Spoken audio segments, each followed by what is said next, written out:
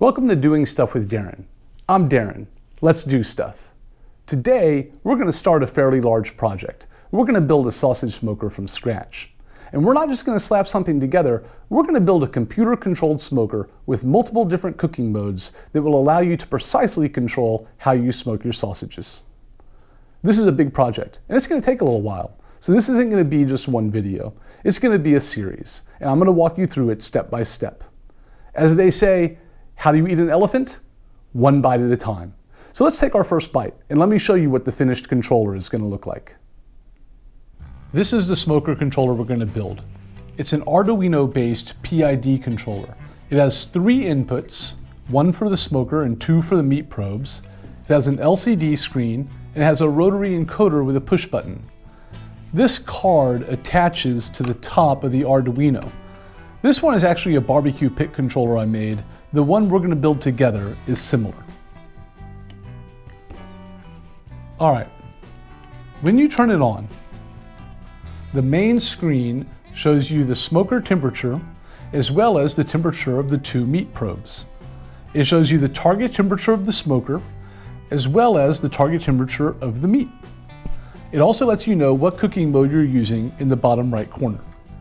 If you push the button and you're in manual mode as we are here, your first option is to set the target temperature of the smoker. If you push the button again, your next option is to set the target temperature of the meat you're smoking. Pressing the button a third time asks you if you want to change the advanced options. If you choose yes, you will then have the option to change the PID constants if you want to change how the smoker reacts to temperature changes. You can change the cooking mode the smoker is using, meaning you can have it on manual mode, temperature difference mode, or stepping timers. You can set the keep warm temperature, meaning the temperature the smoker will go down to after the meat has met its target temperature. You can set the maximum temperature the smoker is allowed to go to. Next, you can restore all the defaults. Finally, you can return to the main screen. Let's discuss the cooking modes in more detail.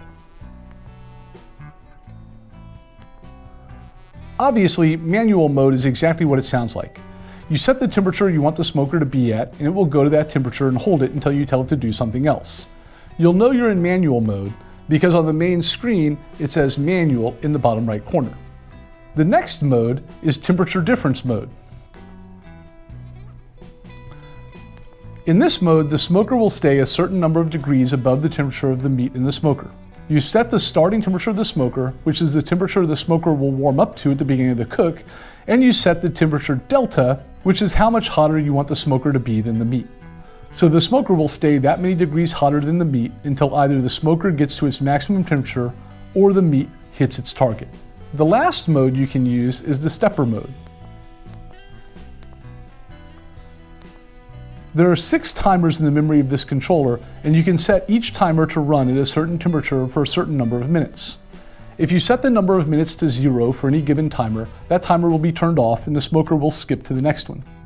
Once all the timers have finished, the smoker will go to the final temperature that you set, and it will stay there until the meat gets to its target temperature, at which point the smoker will go down to the keep warm temperature. Lastly, let's talk about the PID constants.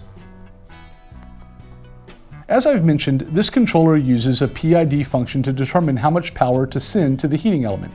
PID stands for Proportional, Integral, and Derivative Control.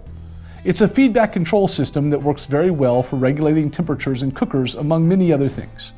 A full explanation is really outside the scope of this introduction, but just know that if you find the smoker is not holding a temperature as steady as you'd like, you can adjust each of these control parameters to try to tune the system better. In systems like this, the P constant is the most important, then I, then a far third is D.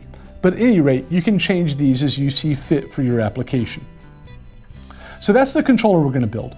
It's going to take a few weeks to get it all the way built and programmed. Then we'll set up a heat source to power the smoker.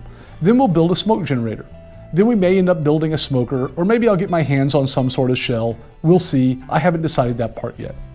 Okay guys, I'll see you soon to start the build of this controller. I hope you have a great rest of your day.